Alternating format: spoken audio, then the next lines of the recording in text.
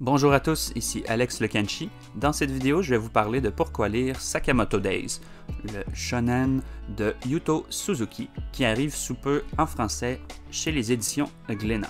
C'est un futur succès monstre à mon avis, et vous verrez dans cette vidéo pourquoi. Le manga, en fait, c'est l'histoire de Monsieur Taro Sakamoto, qui est un ancien tueur à gages, un ancien assassin. Il faisait partie de l'ordre, c'était même le meilleur assassin de cet ordre-là. Maintenant, il a pris sa retraite, il est devenu épicier, il a une femme et une enfant. Tout ça, c'est derrière lui, bien, il va devoir replonger là-dedans malgré lui, puisqu'il y a une récompense qui est mise sur sa tête et que ça met sa famille en danger. Avec lui, bien, il y a Shin qui va l'épauler. Lui, Shin, il a la faculté de lire dans les pensées, ce qui peut être assez pratique en combat pour prévoir les mouvements de l'adversaire. Il y a aussi Lou, qui est d'une famille de triades, c'est une pratiquante d'arts martiaux et elle est efficace quand elle est en état d'ébriété. Il y a d'autres personnages qui vont se joindre à la famille Sakamoto au fil de l'histoire, mais je ne vais pas vous les présenter parce que je ne vais pas gâcher de surprise non plus.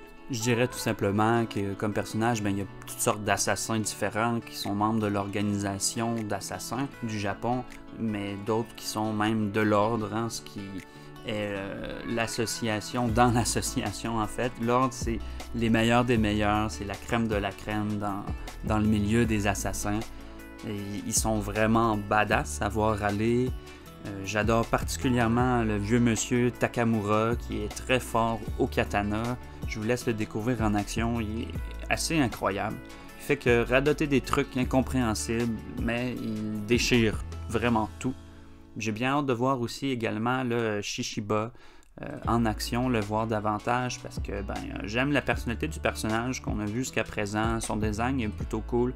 En plus, il se bat avec un marteau, c'est assez beau à voir. Mais voilà, j'en en dis pas plus sur ces personnages. Je vous laisse les découvrir. Vous l'aurez deviné, Sakamoto Days, c'est rempli d'action, mais il y a aussi beaucoup d'humour. Le côté comédie, tranche de vie avec la famille, l'épicerie de Sakamoto, tout ça, c'est drôle, c'est amusant, c'est intéressant. On a envie d'en savoir plus dans l'intrigue qui reste quoique assez classique jusqu'à présent.